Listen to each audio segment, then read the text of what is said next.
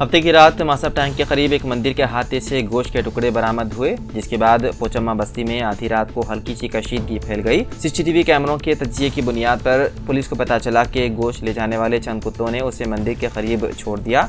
Police ने footage public कर दी और शहरियों से कहा कि वो अफवाहों पर यकीन ना करें। सोशल मीडिया पर गर्दिश करने वाली फुटेज में आवारा कुत्तों को देखा जा सकता है कि वो गोश्त उठाकर मंदिर के अहाते में छोड़ गए।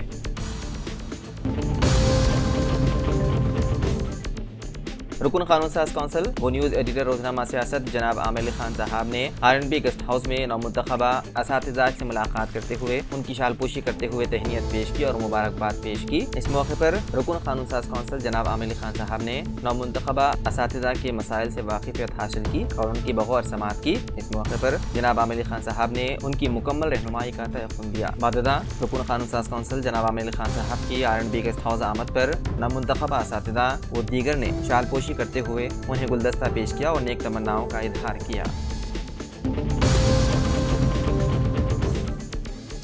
मुंबई के मशहूर सियासतदान बाबा सिद्दीकी, जो अपनी बॉलीवुड दोस्तियों के लिए भी जाने जाते थे, को मुंबई में गोली मारकर कत्ल कर दिया गया। यह अफसोसनाक वाक़या उस वक्त पेश आया जब बाबा सिद्दीकी बांद्रा में अपने बेटे ज़ीशान सिद्दीकी के दफ्तर से निकल रहे थे।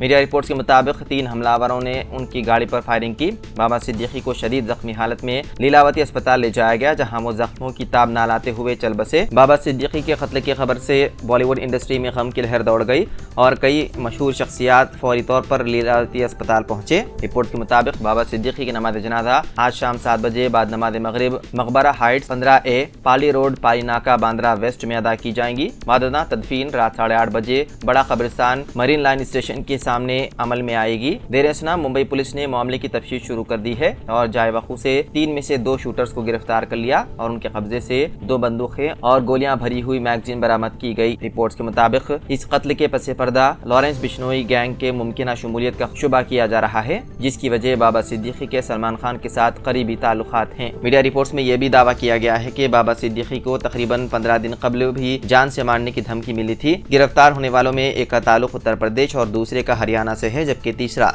मफरूर बताया गया है। मऊ नवाजों से मुबैना ताल्लुकात के एक मामले में 7 महीने पहले बरी किए गए दिल्ली यूनिवर्सिटी के साबिक प्रोफेसर GN साई बाबा का हफ्ते को दिल्ली के एक सरकारी अस्पताल में हो गया इंतकाल। उनकी उम्र 54 बरस थी। वो गाल ब्लैडर के इन्फेक्शन से मुतासिर थे और 2 हफ्ता पहले उनका ऑपरेशन हुआ था, जिसके बाद कई पेचीदगियां पैदा हो गई। गुज़िश्ता 20 दिनों से अस्पताल में भर्ती GN साई बाबा ने हफ्ते की रात 9 बजे आखिरी सांस ली। सड़क हादसे में खम्मम शहर के जामा मस्जिद के इमाम खतीब मौलवी सैयद मोइनुद्दीन अली उर्फ अजीज साहब जाँ बहक हो गए। जामा मस्जिद खम्मम तेलंगाना के इमाम खतीब मौलवी सैयद मोइनुद्दीन साहब का आज सुबह 6:30 बजे एक सड़क हादसे में इंतकाल हो गया। तफसीलात के मुताबिक सैयद मोइनुद्दीन अली उर्फ अजीज अपनी भांजी की वलीमा तकरीब में शिरकत के बाद जो हैदराबाद में मुनक्किद हुई थी, खम्मम वापस हो रहे थे। वो स्विफ्ट डिजायर कार में सफर कर रहे थे कि खम्मम के करीब खुशमपखी मंडल के जलाचेरू गाँव के हदूद में हाईवे पर ड्राइवर को नींद का झोंका आने की वजह से गाड़ी पर काबू खो बैठा, जिसके नतीजे में गाड़ी हादसे का शिकार हो गई। इस हादसे में मौलवी सैयद मोइनुद्दीन अली को शदीद चोटें आईं और मौके पर ही इंतकाल हो गया। कार में मौजूद दीगर 2 अफराद जख्मी हो गए, जबकि ड्राइवर भी शदीद जख्मी हो गया, जिसे खम्मम के गवर्नमेंट अस्पताल में इलाज के लिए दाखिल कराया गया। मुकामी हादसे से मौलवी सैयद मोइनुद्दीन अली की नाश और जख्मियों को एम्बुलेंस के जरिए खम्मम के गवर्नमेंट अस्पताल मुंतकिल किया गया। मुकामी पुलिस मसरूफ़ तहकीकात है।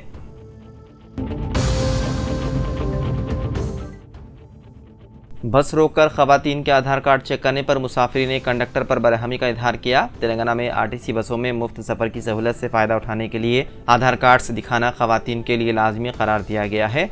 इसी के हिस्से के तौर पर गुज़िश्ता रोज़ नलगुंडा ज़िले के चिन्ना तुमला गुड़म गाँव में बस को रोककर आधार कार्ड्स की जांच की जा रही थी, जिस पर बस में सवार दीगर मुसाफिर ने एतराज़ किया, क्योंकि बस को रोकने पर सवाल उठाने पर बरहमी जाहिर की गई थी। उन्होंने कहा, हमें आपकी मुफ्त बस नहीं चाहिए। जब मुसाफिरों ने कहा कि हम ये मामला RTC के मैनेजिंग डायरेक्टर VC सजनार के में लाएंगे, तो हुकाम ने अपना रवैया बदल दिया।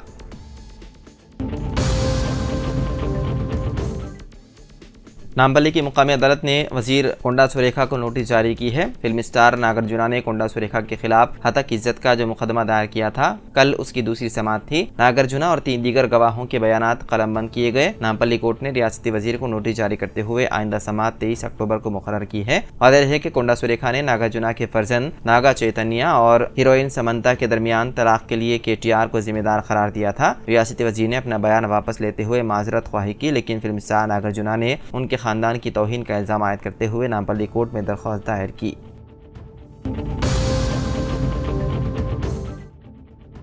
तेलंगाना के 10 सरकारी यूनिवर्सिटीज़ के वाइस चांसलर्स के ओहदों पर तवक्को है कि आइंदा हफ्ते तकर्रुरात का अमल मुकम्मल कर लिया जाएगा। हुकूमत ने वाइस चांसलर्स के अहल उम्मीदवारों के इंतखाब के लिए सर्च कमेटियों के इजलास का अमल मुकम्मल कर लिया। इत्तलात के मुताबिक 2 यूनिवर्सिटीज़ की सर्च कमेटियों का इजलास बाकी है, जो तवक्को है कि आइंदा 2 दिनों में मुकम्मल हो जाएगा। वज़ीर आला रेवंत रेड्डी चाहते हैं कि बेक वक्त तमाम यूनिवर्सिटीज़ के वाइस चांसलर्स के नामों की गवर्नर से सिफारिश की जाए। सर्च कमेटियों ने हर यूनिवर्सिटी के लिए तरजीही बुनियाद पर 3 नामों की सिफारिश की है। हुकूमत की जानिब से ये नाम गवर्नर तेलंगाना जिष्णुदेव वर्मा को रवाना किए जाएंगे। रिवायत के मुताबिक गवर्नर हर यूनिवर्सिटी के लिए सिफारिश करदा 3 नामों में पहले नाम को मंजूरी देते हैं, जिसके बाद हुकूमत तकर्रुरात का एलामिया जारी करती है।